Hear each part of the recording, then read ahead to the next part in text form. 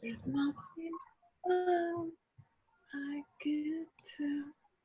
Scared you're amazing, just the way you are.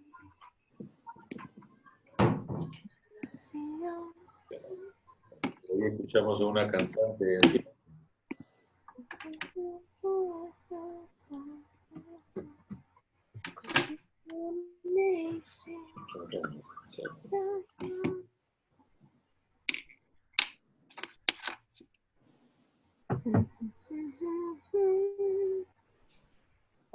Okay. ¿Nos escuchan? ¿Sí? ¿Todo bien? Sí. Sí. Ok, entonces arrancamos. Hola, primera vez que estamos en contacto directamente con el doctor Caravedo y vamos a hacer ahora una clase, pero la idea es que voy a ir dando algunas ideas. Si es que hay preguntas, por favor háganlas y trataremos de responderlas, porque de lo que se trata es que entre todos aprendamos. Hoy día hablamos de patología y el tema, el apego es determinante en una patología. Se podría decir, tal estilo de apego va a conducir a tal estilo de problema o patología psicológica. Y los estudios y los autores lo que señalan es que no hay nada que sea determinante. Es decir, no se puede decir que tal estilo de apego va a producir tal tipo de psicopatología, pero habla de un aspecto que es relevante. Se han estudiado factores de riesgo y se ha visto que estos factores de riesgo, si es que se cumplen dos, va a haber mucha probabilidad de que termine como un problema psicopatológico importante. Las cifras son altísimas, más del 50% creo de las experiencias, las investigaciones muestran que aquellas personas que tienen 3 de estos elementos van a estar en mayor riesgo de padecer algún tipo de trastorno mental y emocional, ¿no? Entonces, quiero comenzar leyéndoles algunos factores de riesgo para que vayamos viendo de qué estamos hablando, porque está en relación a algunas preguntas, inquietudes que tienen ustedes, ¿no? Por ejemplo, si se puede cambiar la estructura de apego, cómo puede cambiar, en fin, cómo se puede llegar a un nivel de resiliencia. Y vamos a ver algo de esto. En principio, los factores de riesgo van a depender de 3 aspectos. Uno es las características de las personas, ¿no? El temperamento, la personalidad, en fin. En segundo lugar, de la calidad de las relaciones interpersonales, las que establece desde niño, desde niña. Y en tercer lugar, los factores ambientales, ¿no? O sea, puede haber una persona que tenga un aspecto en su personalidad, vamos a llamarlo favorable, tiene una calidad de relaciones buenas, pero tiene un entorno que no es favorable. ¿Y el entorno cuál es? Además de la familia, el barrio, la vecindad, ¿no es cierto? ¿Cuántas veces escuchamos a personas que cuentan cómo los amigos han sido importantes para bien, para mal? ¿Cuántas historias uno escucha en el consultorio que uno ve que los amigos del barrio lo cuidaron, que evitaron que se complicara o cayera en problemas? Y a la inversa también, personas que iban medianamente bien en sus hogares, pero el entorno no fue satisfactorio.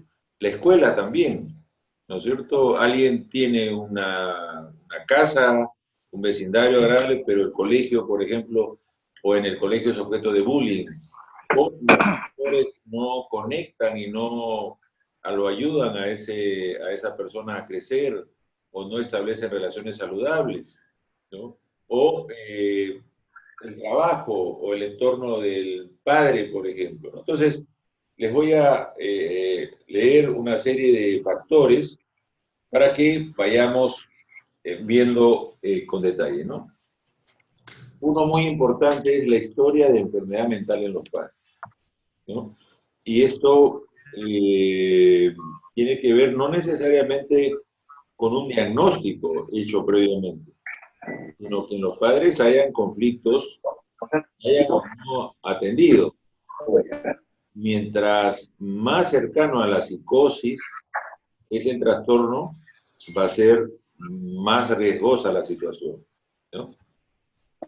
Cuando uno vive una constante y alta preocupación económica o vive en situaciones de pobreza, eso es un factor también de riesgo. Ojo, estamos hablando de factores de riesgo, quiere decir que no es que uno de ellos determine un trastorno, sino es la conjunción de varios de estos factores. Eso es muy importante. En primer lugar, cuando son familias numerosas. Las familias numerosas, desgraciadamente, los adultos significativos a veces no tienen la posibilidad de prestar atención a las necesidades emocionales y afectivas de cada uno de sus miembros. No, digamos, en una familia de 10 hijos, por ejemplo, si calculamos que cada hijo ha venido después de un año, por ejemplo, entonces estamos pensando que mientras uno tiene 5 años, el mayor tiene 15, 20 años, y esto quiere decir que los padres tienen que estar en contacto con problemáticas de desarrollo muy distintas, variadas y con necesidades totalmente diferentes. Están en capacidad para hacerlo, generalmente las familias numerosas no lo están. Ojo, esto quiere decir que no hay que ver el tema de la patología como algo de bueno y malo, sino como que algo que favorece o no el desarrollo afectivo, emocional y por lo tanto cognitivo, racional de las personas. Cuando hay historia de intervención de agencias de protección del niño, es decir, que chicos que han sido institucionalizados, por ejemplo, están en instituciones orferinatos o en este tipo de organizaciones, cuando se hacen evaluaciones intelectuales, suelen presentar 10 puntos menos que los que han estado en un ambiente favorable. O sea, para que ustedes vean cómo lo afectivo también puede intervenir en el desarrollo de las habilidades cognitivas, ¿no? Y muchas veces, un caso de una terapeuta que comenta que ella atiende a un muchacho que ha estado en una de estas organizaciones. Por ejemplo, cuando le pregunta quién se hacía cargo del niño, de él, del chico, cuando era niño y se enfermaba, y cuenta que lo atendían, claro, le daban medicación, le daban lo que necesitaba, pero nadie lo acompañaba. Piensen ustedes, cuando han sido niños y niñas, en cómo, cuando estaban enfermitas, querían que la mamá, el papá, la abuelita, alguien adulto esté acompañándolo. Imagínense ustedes esa carencia, ¿no? Que puede ser por muchas razones, ¿no? No necesariamente porque haya rechazo, no porque haya desaprobación, sino que en las instituciones a veces el lado afectivo se encuentra como muy complicado, por decirlo de algún modo, ¿no? Cuando hay una maternidad adolescente también es un factor de riesgo. A veces las madres, los padres jóvenes no están en la sintonía necesaria para conectar con los bebés. En Estados Unidos, por ejemplo, se han hecho investigaciones y los niños que presentan problemas de maltrato, estos chicos que son llevados a emergencia, por ejemplo, que aparecen con lesiones, fracturas, y que llegan los padres o la familia diciendo que se ha caído, que fue un accidente, y se sabe que esto muchas veces es producido por la acción de los papás. El mayor riesgo es cuando son padres jóvenes, jóvenes, adolescentes, tienen menos tolerancia, por ejemplo, a los bebitos cuando lloran. Y en vez de sentir que el bebito cuando llora o la bebita cuando llora está buscando o esperando un tipo de contacto o atención de su mamá o de su papá, lo suelen interpretar como que los está molestando, los está fastidiando o los está incomodando. Entonces reaccionan impulsivamente. Incluso acá en Lima hubo un caso muy importante, muy periodístico, digo, en el sentido periodístico, porque un papá en un momento de consumo de drogas y alcohol arrojó a su bebito por el balcón y felizmente que pasaba una persona que lo pudo recibir y lo salvó. Estas cosas, para que vean ustedes, no es que no ocurran, pero pueden ocurrir con padres más inmaduros y en el embarazo o la paternidad adolescente. Cuando hay conflictos conyugales graves o en los divorcios, en esos momentos, y no es que uno tenga la razón versus al otro, o que esté bien o esté mal, sino que en esos momentos las situaciones de riesgo emocional y mental aumentan.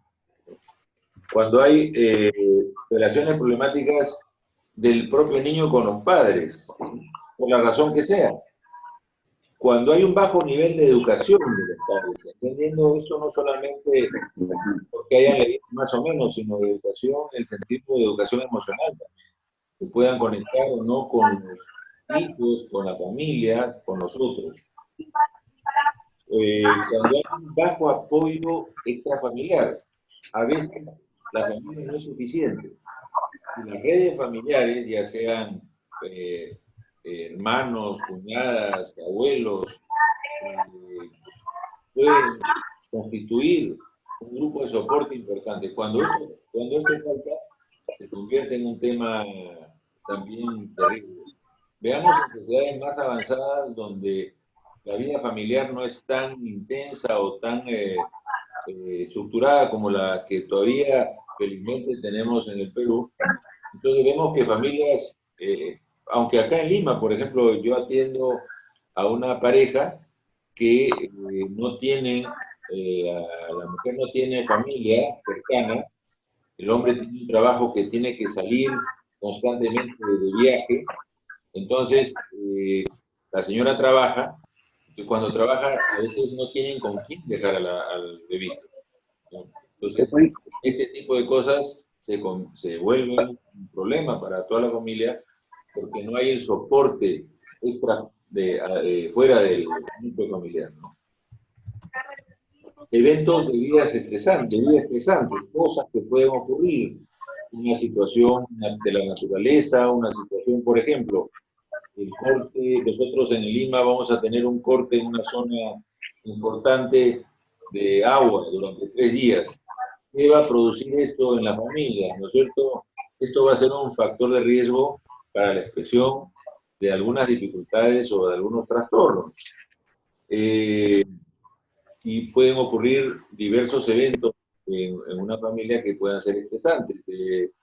Pongamos que el padre está haciendo, la madre, un estudio universitario, no es una maestría, un doctorado, está en exámenes, en ese momento no tiene la disponibilidad para conectar con las necesidades de los hijos, por ejemplo, ¿no es cierto? Eso se convierte en un factor de riesgo. Ojo, no es que por sí mismo este factor va a dar un trastorno, es un factor de riesgo, porque si encontramos que la familia tiene apoyo extrafamiliar, hay la pareja que queda cerca de los hijos es sintómica, por supuesto el riesgo disminuye, ¿no es cierto? La criminalidad de alguno de los padres, por supuesto, cuando uno de los padres es violento, ha tenido acciones agresivas, delincuenciales. Esto genera un mayor riesgo, por supuesto. Puedes hablar nomás, porque yo estoy con audífonos. Por Tú ejemplo, puedes hablar vean nomás, porque yo ustedes, estoy con en una escuela de deporte, de fútbol, de chicos, el padre de uno de ellos es conocido como un sicario de una zona de Lima. Y al hijo, cuando el padre pedía y lo obligaba a hacer determinadas cosas, tenía que volver a la casa porque esta institución le había dado un lugar donde dormir. Entonces el padre lo obligaba a ir a la casa y lo amenazaba de esa manera, le decía, si no vienes a la casa y haces lo que tu mamá te dice, te voy a romper las piernas, ¿no? Porque el chico estaba ilusionado para ser un deportista profesional y el padre era un sicario. En este caso, el riesgo pues para ese chico es inmenso, ¿no es cierto? Es que hayan problemas serios. Las condiciones de vida caóticas, ¿no es cierto? Hay familias, sabemos que tienen cualquier cosa menos organización, o sea, esas familias desorganizadas, que no tienen estructura, que no tienen un orden, un punto de soporte para los hijos o para los miembros de la familia, entonces se convierte también en un riesgo importante, ¿no? Cuando un niño tiene un temperamento difícil y este niño lo que produce o no encuentra en los padres una respuesta al temperamento que tiene. Hay niños que son de temperamento muy difícil, pero de repente encuentran padres muy sintónicos que los pueden ayudar a aplacar ese temperamento. Y hay niños que tienen temperamentos más fáciles y sin embargo los padres no son tan sintónicos, entonces genera un conflicto en el hijo. ¿Sí? Cuando hay prácticas parentales inadecuadas, ¿no? Por ejemplo, hay algunos padres que los alientan a los hijos a la autonomía mucho más temprano de lo que los niños necesitan o están en capacidad de lograr, ¿no es cierto? Cuando hay aislamiento social, hay familias o hay personas que dejan de tener contacto con su entorno y esto va disminuyendo capacidades. En la vida adulta, en los adultos mayores, aquellos adultos que se van aislando se van deteriorando mucho más severamente que los que tienen grupos de soporte, ¿no? Grupos de apoyo social. De hecho, los neurocientíficos definen el cerebro como un órgano social, un órgano hecho para estar en contacto con otros cerebros. Eso también tiene vinculación con el desarrollo de los potenciales y las capacidades del cerebro y de las relaciones emocionales. Cuando hay una enfermedad física seria de alguno de los padres, también esto es un factor de riesgo. Recuerdo haber atendido a una familia en que el padre estuvo en cama con una cuadrapléjico por unos 20 años más o menos, turnaban por supuesto con la mamá para cuidarlo porque no tenían otra manera de acompañarlo y apoyarlo, y el padre además entraba en situaciones de riesgo permanentemente. Hizo durante años ellos estuvieran en una situación de estrés, de tensión y por supuesto con dificultades en una serie de niveles. La muerte o ausencia de uno de los padres, por supuesto también esto es un factor de riesgo, sobre todo cuando mientras más chicos son, es mayor, y sobre todo si no encuentran un adulto sustituto que tenga un soporte o una capacidad para conectar o resonar con el hijo vivo, ¿no es cierto? La separación prolongada de un niño de su hogar es un factor también de riesgo importante, y la enfermedad crónica o seria del niño es otro factor. Para ustedes, combinan más, no te digo mostrar. factores y van a ver que creo que se plantea si son 3 o 4 factores combinados de estos, van a ser como disparadores de trastornos de patologías importantes, ¿no? En cualquiera de sus expresiones. Esto por un lado. La otra pregunta que había era la pregunta por la resiliencia. ¿Qué factores o qué? Porque acá también hay que ver, si bien uno puede tener factores de riesgo, hay condiciones o situaciones en las que la patología no se expresa. Hay una psicóloga norteamericana que observó un grupo de gente en Hawái y que era gente en condiciones de extrema pobreza y los fue siguiendo durante un buen tiempo, unos años, y observó que algunos, el 30% de las personas de este grupo no presentaban trastornos mayores. Entonces ella se preguntó, ¿qué pasa con esta gente? ¿No? ¿Por qué no ha hecho trastornos como los demás? Que se ha quedado en la pobreza, que el 30% había estudiado, habían logrado ir al colegio y a la universidad, algunos de ellos habían casado, tenían una familia medianamente saludable. Entonces, cuando se estudió este fenómeno, se le tomó prestado en la física el concepto de resiliencia. La resiliencia es este fenómeno en donde cuando en la física un objeto está sometido a un estrés, a una tensión, a un problema, vuelve a su estado anterior, ¿no es cierto? Esto quiere decir que no ha sido dañado, o a pesar de haber estado en condiciones desfavorables, ¿ok? Entonces,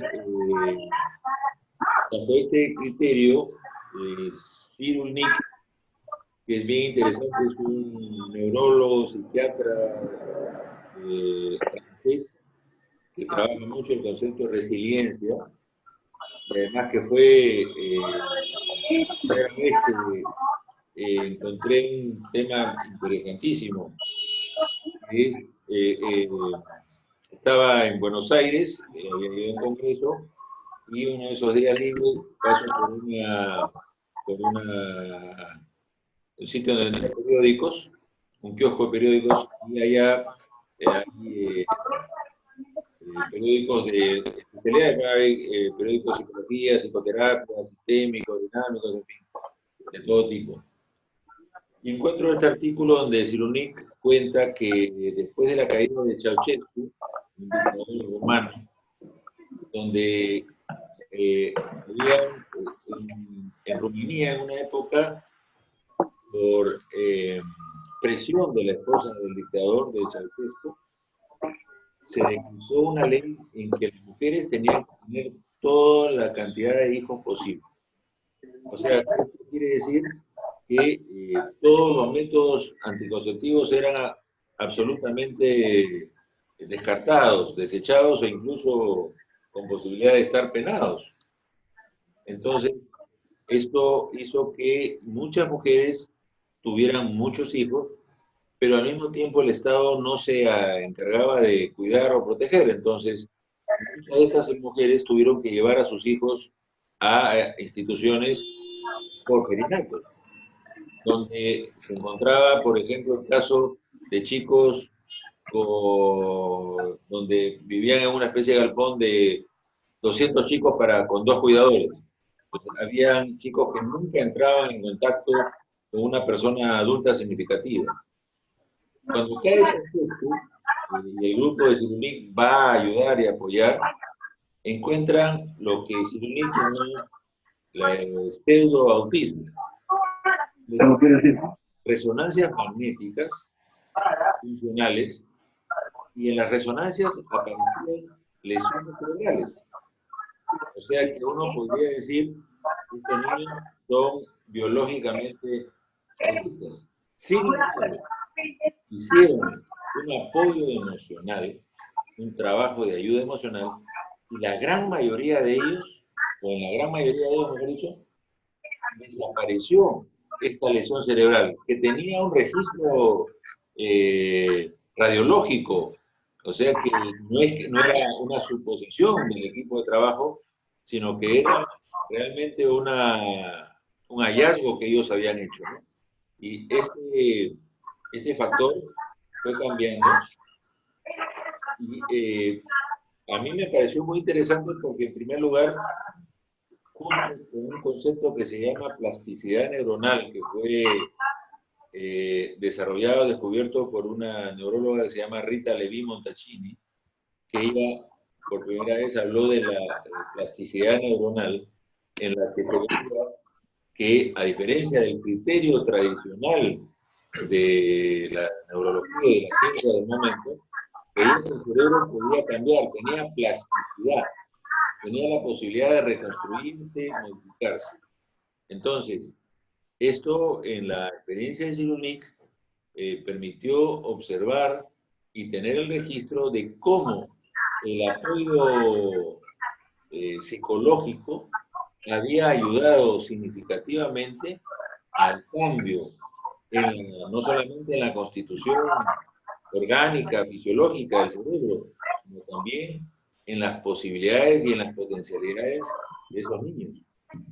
Por supuesto, no ocurrió en absolutamente todos ellos, en algunos ya habían situaciones donde el daño neurológico estaba hecho y no pudo ser revertido. Pero esto, a raíz les comento a raíz de una de las preguntas, es qué determina que alguien pueda tener un fenómeno resiliente. En primer lugar, tiene que ver mucho con cómo, recuerden, y cada vez hay más evidencias al respecto, que nosotros desde que estamos en el vientre de la madre recibimos información. Por supuesto que los bebitos no tienen capacidad de entender, darle un sentido en ese momento a la experiencia, pero van teniendo contacto. Por ejemplo, la madre se asusta, se pone tensa y el útero también se contrae. El bebé siente la contracción en el cuerpo. Por supuesto, no puede explicar por qué ocurre eso, pero sí el cuerpo va registrando una serie de fenómenos. Entonces, hay una continua comunicación. El espacio ecológico de todo bebé es la madre. Y ahí recibe una cantidad de información y de contacto que después, cuando nace, el bebé ya no va a estar en una situación tan pasiva como estaba en el vientre, sino que va a tener una interacción. Porque no se piense que la situación es solamente de la mamá hacia el bebé. El bebé también produce respuestas de la mamá y se sabe, se observa que los bebés se las arreglan para producir determinadas respuestas de la madre o para probar, si se quiere, a la madre. Cuán atenta, cuán cuidadosa, cuán receptiva puede ser ella. Y a veces para corroborar sus propias impresiones. Por ejemplo, mi mamá, es decir, estoy poniendo en palabras algo que es como una abstracción. Sí me va a hacer caso si es que yo lloro, por ejemplo. Yo llora y la mamá se acerca y lo carga. O, imagínense ustedes, mi mamá nunca me atiende cuando yo lloro, entonces llora y efectivamente la mamá no se acerca a cargar. Parte del asunto de la teoría del apego es que al establecerse este vínculo tan particular entre los bebés y las madres, lo que va construyendo también es una mente.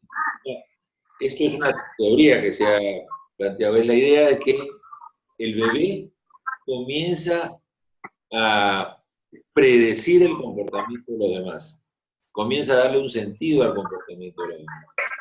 Entonces, si ese bebé ha recibido una información saludable, ha tenido una respuesta saludable de la madre o del entorno en el que ha crecido, entonces todo esto va a contribuir a desarrollar capacidades resilientes en ese niño o esa niña. Después, otro factor importante, uno de los que todos los autores están casi de acuerdo, es el sentido del humor. Parece ser que el sentido del humor es un recurso y que estaba planteado ya por Freud como un recurso importante para sobreponerse o sobrellevar las dificultades que podamos tener las personas. De acuerdo a Cyrulnik, se calcula que un número elevadísimo de personas han sufrido experiencias traumáticas en la vida. Nosotros somos 7.000 millones de personas en la Tierra. Y de estos 7.000 millones, imagínense que el 10% haya tenido una experiencia traumática. Ya ustedes imagínense la cantidad de gente de la que estamos hablando. Y que estas personas que han tenido una experiencia traumática, dice Cyrulnik, que hay muchísimas posibilidades que vuelvan a experimentar una retraumatización. Entonces, nadie puede predecir absolutamente lo que va a ocurrir dentro de 10 minutos. Pero de hecho, si uno tiene o ha crecido en un entorno saludable dentro de la madre, si llega a un entorno saludable cuando sale del vientre materno y está en un grupo, en un espacio donde es contenido, sostenido, entendido, entonces lo que está haciendo es contribuyendo a darle recursos para que si en algún momento hay alguna adversidad, esto es lo que les va a permitir a ellos intentar resolverlo. Por eso es muy importante que las mamás, los papás, no les resuelvan las cosas a los hijos, sino que los acompañen en darles herramientas para que los hijos puedan desarrollar sus propias herramientas. Aquellas familias, aquellos casos donde los hijos, los padres los describían como ausentes o que no habían tenido problemas nunca, cuando ocurrían problemas eran los que tenían peores resultados, porque no se habían preparado para afrontar las situaciones en el momento que se requería.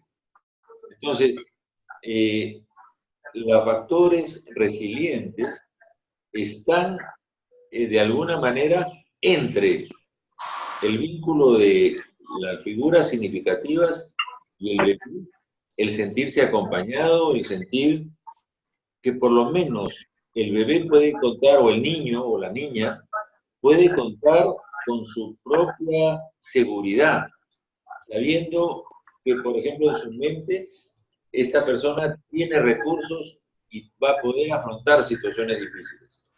Y eso le da unas mayores posibilidades de afrontar las situaciones que si es que no ha desarrollado estas capacidades, si es que hay alguna dificultad orgánica o biológica o alguna, lo que algunos llaman una patología de déficit, donde no se le ha provisto de las necesidades, de los necesarios recursos emocionales y psicológicos para desarrollarse y para poder enfrentar la situación. Una pregunta también que estaba rondando es que si un niño con un apego inseguro podía, y una madre con también un apego, una característica de inseguridad podía cambiar. Cyrulnik tiene un concepto que me parece muy interesante que se llama el tutor de la resiliencia. Y el tutor de la resiliencia puede ser no solamente la madre o el padre o otra figura significativa, abuelos, tíos, a veces pueden ser los amigos, a veces pueden ser los profesores en los colegios, ¿no? ¿Quién no ha tenido la experiencia en un colegio de repente que ha sentido que un profesor lo entendía, lo comprendía y le ha dado las herramientas emocionales, intelectuales para salir adelante, ¿no? Entonces, siempre hay posibilidades de cambiar. Y no están solamente del lado del niño o de la persona con dificultades o del adulto significativo, sino que están de la relación entre ambos y del entorno. Si le cuenta un caso, por ejemplo, en la guerra del Líbano, cuando fue bombardeado una ciudad, la ciudad que fue bombardeada tuvo más problemas traumáticos, menos problemas traumáticos que una ciudad que quedaba a 100 kilómetros y que no fue bombardeada. Entonces, Cyrulnik cuenta que en esta sociedad donde que fue bombardeada, había mucho espíritu de colaboración social, de soporte social, había un gran sentido del humor entre muchas de las personas que vivían en la comunidad, que se prestaban ayuda, colaboraban. En cambio, en la otra comunidad donde no había mucho contacto entre las familias, no había mucho soporte emocional, y a pesar de no haber sido bombardeadas, tuvieron más problemas traumáticos. O sea, para que vean cómo el entorno puede afectar y puede favorecer también el cambio. No es un problema de una sola persona. Creo que lo importante, y esto es lo que a mi gusto, la teoría del apego va corroborando por una serie de investigaciones que se han hecho a lo largo, lo que se llaman longitudinales, a lo largo de años. Hay estudios de 30 a 35 años en poblaciones, ¿no? Y se ve que el tema no es el individuo aislado, es el individuo en relación. Y la relación, todo lo que contribuya a construir recursos para que esa relación se sostenga, se mejore, son recursos para la resiliencia y son recursos que pueden permitir el cambio en las personas.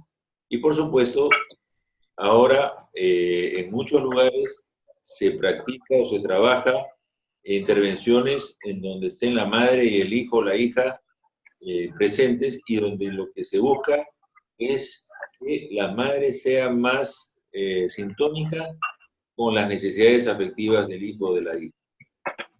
Y esto parece ser que tiene cambios interesantes y que abre perspectivas, por supuesto, porque en la experiencia que nosotros estamos teniendo acá también en el consultorio, entre parejas, por ejemplo, porque muchas veces los factores de dificultades de apego se trasladan a la pareja y se reproducen. Los mismos problemas que habían con los padres se reproducen con la pareja. Y en mi caso personal, me encuentro con que a veces tengo que ser el traductor de los aspectos emocionales de uno y del otro, porque parece mentira, por la dificultad de apego que ha tenido cada uno de ellos, tienen muchas limitaciones para sintonizar con los sentimientos de la pareja. Y pasa en ambos, en hombres y en mujeres, ¿no? Pero bueno, creo que les he hablado bastante. Nos quedan algunos minutos como para que ustedes puedan hacer alguna pregunta que les pueda ayudar y servir para esta conversación. ¿Quién se anima? Que lo escriban. Si quieren lo pueden escribir, como les sea más cómodo, si prefieren que sea para través de esto. ¿Me escucha? Sí, perfectamente. Yo quería consultar respecto a la postura del terapeuta, porque estaba leyendo en el capítulo 5, el último que leímos, decía que, digamos, el factor más potente como ayuda al vínculo era la relación del terapeuta con la mamá del niño, por ejemplo, ¿no? Aló. Me gustaría que un poco explicara un poco más ese tema, si fuera posible. Sí, cómo no. La terapia, de alguna manera, reproduce lo que ha ocurrido temprano entre los niños y la madre, los niños y los padres, porque puede ser, y esto me parece importante. Hoy por la tarde no atendemos mañana. Debe ser mañana su cita. Ahorita yo no estoy en parroquia, no tengo mi agenda a la mano. Por ahí alguien se está nos está acompañando. Mañana a las 2 de la tarde. Hay alguien que está dando indicaciones. Ok, eso no. El terapeuta lo que hace es, se pone en una posición donde quien va a buscar ayuda va a hacerlo porque no entiende lo que le pasa. Pero ahora lo que vemos que cada vez ocurre más es no entiendo no solamente qué pasa conmigo, no entiendo qué pasa conmigo y con los demás. Entonces el trabajo del terapeuta es ayudar a que esos padres puedan ponerse en la mente del hijo o de la hija. Y no lo hacen los padres no porque sean malos, eso es una cosa que insisto mucho en clase, que nos desprendamos de la idea de padres buenos o padres malos, sino que hay muchos padres que no han sido capacitados, por su propia historia, por el entorno, por las razones que sean, a poder entender las emociones, los afectos de los otros. Entonces, lo que dice Walding es que es muy importante en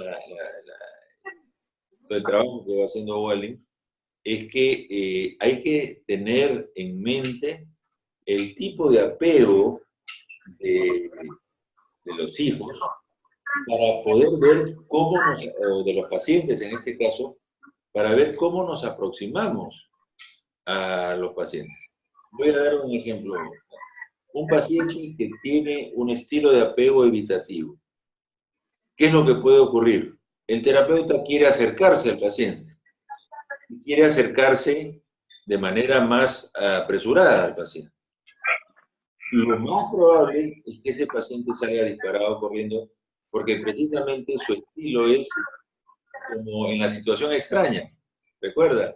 Lo que se veía en el descubrimiento de ese Mary Ainsworth, que el niño, cuando tiene un carácter evitativo, lo que trata es, lo que no puede es conectar sus necesidades afectivas con la mamá. En este caso, el paciente no puede conectar con el terapeuta. Se tiene que construir lo que Bowlby llamaba una base segura para que vaya permitiéndole el cambio a ese paciente y que tolere la cercanía afectiva que se produce entre el paciente y el terapeuta.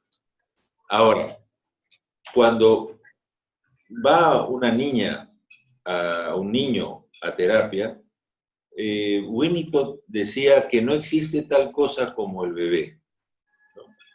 No quería decir que no existían los bebés, sino que no sé si ustedes alguna vez habrán visto que un niñito de 3 años haya ido en el autobús, en el carro, a la consulta. Ningún niño de esa edad va a consulta. Quien lo lleva es la mamá. En ese sentido, lo que decía Winnicott es que lo que él observa no solamente es a un niño que sufría, sino una mamá que sufría con el niño. Y a veces esa mamá, que es muy ansiosa, le traslada la ansiedad al hijo. Entonces se vuelve ahí un estilo de relación que se traduce y se traslada a la vida de relación de ese niño, ¿no? Entonces, el trabajo con la mamá, que es con los papás, es una muy interesante. Lo que hace es ayudar a la mamá a entender lo que pasa en la vida emocional de los hijos. Por ejemplo, si es un estilo de apego evitativo, la mamá va a entender que no tiene que apresurarse en acercarse al bebé, sino que le tiene que ir por otras vías, tiene que tener más paciencia, tiene que confiar en ese niño, esa niña, en que van a poder lograr salir adelante si es que ella está ahí, si es que ella lo va comprendiendo, si no va forzando esa relación, porque lo que pasa es exactamente como el paciente con el terapeuta. La mamá, cuando trata de acercarse demasiado al bebé, el bebé va a aumentar su necesidad de alejarse de la mamá. Entonces, hay que ayudar también a la madre a tolerar determinadas situaciones, a que no entienda momentos, pero que el no entendimiento no la fuerce a tener que tomar acciones inmediatas, sino ir construyendo ese espacio donde el hijo pueda poco a poco explorar con más tranquilidad, ir viendo que él también ayudándolo a ver al niño o a la niña, que no tiene que estar haciéndose como que no le importa para que se puedan producir cambios en su mente, ¿no? Lo que Bowlby llama el modelo interno de la mente a estos esquemas que nos hacemos, que son como nuestros lentes, ¿no? Para mirar la realidad y entender la realidad.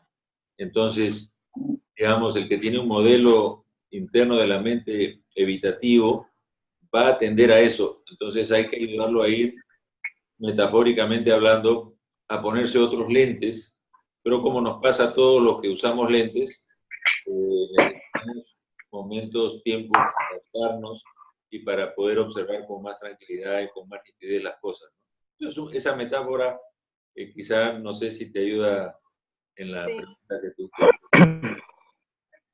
Muchas gracias. No, por favor, gracias a ti, al contrario. No sé si alguien más quiere hacer otra pregunta. ¿Quisiera preguntar algo? Claro que sí. Yo entiendo entonces ahora que del apego tenemos que acompañar a esa relación madre-hijo, padre-hijo, digamos, para ayudarle a interpretar un poco las necesidades del niño. Ajá. Bueno, yo trabajo más bien con adultos y, bueno, entonces, ¿cómo sería un poco? Estoy pensando ahorita en un consultante que estoy viendo, así, que es un chico joven de 30 y tantos años, con una historia de abuso de drogas ya desde los 16 años, pero creo que un estilo de apego así evitativo, y está, bueno, en una depresión como muy grave, con mucha ideación suicida. Pero ese es como el estilo de estar reviviendo constantemente su relación con sus padres, ¿no? Unos padres que en realidad nunca estuvieron presentes. La madre de pronto estaba con él y con su hermana un par de meses, y luego se iba 2, 3 meses y se quedaban con el padre se iba 2, 3 meses, y era así una relación en donde en realidad nunca estaban con ellos. Entonces, hasta la fecha, él tiene como esa sensación de, pues, de estar como solo en el mundo, ¿no? Y de que nada tiene sentido, y de que todos los proyectos que él hace, pues no logra como sostenerse de algo, pues, ¿no? Entonces, mi pregunta un poco va por ahí, como cuando ya eres adulto, ¿no? Y se han conectado estos lentes, de esta manera de percibir la realidad, sería como que nosotros implicaría como traducir un poco eso que ellos han vivenciado desde la relación que han con ellos, para ayudar un poco Por ahí que algunas voces que entran no sé de dónde, pero todo, pero quizá lo que me ha suscitado tu pregunta es lo siguiente. Lo que es una de las tareas del terapeuta es ayudar a los pacientes a ver que esos modelos internos, esas expectativas, esos valores, esos deseos, esos temores que tenía en un momento de su vida, puede ser que ya no sean funcionales en el momento actual. Que ahora, por ejemplo, él ya no es un niño, y hay que ayudarlo a ver que él tiene recursos, que él tiene posibilidades, de quedarse fijado a la idea de que tiene que encontrar una respuesta en el padre o en la madre que nunca se la dieron, es ponerse una meta en la que va a volver a repetir la misma situación siempre, de la que no va a poder salir. Entonces, eso por un lado, y por otro lado, construir o hacerle ver a través de la relación contigo que él puede de repente encontrar en esa relación una respuesta distinta a la que tuvo en su vida. Que tú no tienes que ser igual como fueron su papá o su mamá. Y que para eso van a tener que trabajar juntos, él va a tener que ver si puede confiar contigo, y la manera como tú lo puedes ayudar y él se puede ayudar es que él te ponga en conocimiento constantemente de lo que él está sintiendo, pensando en la relación contigo, ¿no? Y a través de esa relación, de repente él va a poder ir experimentando nuevas posibilidades para la vida, ¿no? Que eso es lo que le puedes ofrecer tú, porque tampoco se trata de que piense que tú vas a resolver todo por él. Él también tiene que hacer un trabajo propio, ¿verdad? ¿Ok? ¿De acuerdo? Okay. ¿Alguna otra pregunta? Hola, ¿qué tal? ¿Qué tal? Gracias. Espero que se escuche mi pregunta.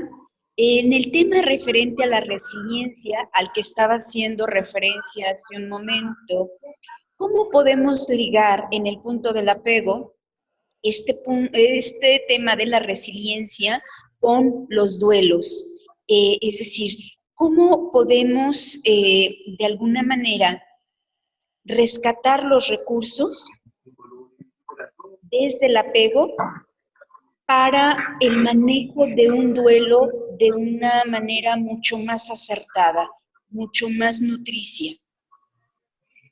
Es un tema bien, una pregunta interesante, que es un tema que lo trabajamos bastante con el nivel escolar, porque era un colegio donde habían habido padres, muchos chicos tenían padres que habían muerto por una situación muy particular. Y así es que nos dedicamos a estudiar el tema. El duelo tiene un proceso, ¿no? Donde primero está pues la rabia, el desconcierto, la rabia, la depresión, la resignación, más o menos esos son los caminos que se conocen del duelo, ¿no? Y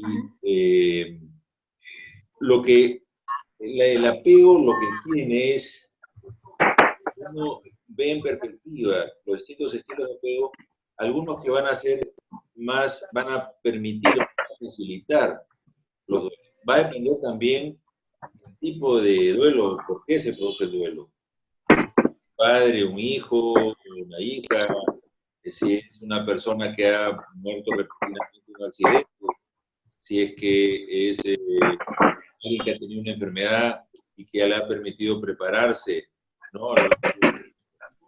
De hecho, aquellos que tienen un apego seguro tienen más posibilidades de ir haciendo el proceso del duelo de manera más saludable, si es que esto ocurre, ¿no? En cambio, los que tienen apego desorganizado, que es el otro extremo, van a tener más dificultades para elaborar el duelo, precisamente por esta variación tan irregular en los vínculos, ¿no? En los del apego desorganizado, como los cuales no han respondido, no ha sido predecible. Entonces, esto va a hacer más difícil el proceso de duelo. Porque así como Bowlby cuenta el caso de un niño bien interesante, un chico de los 16 años,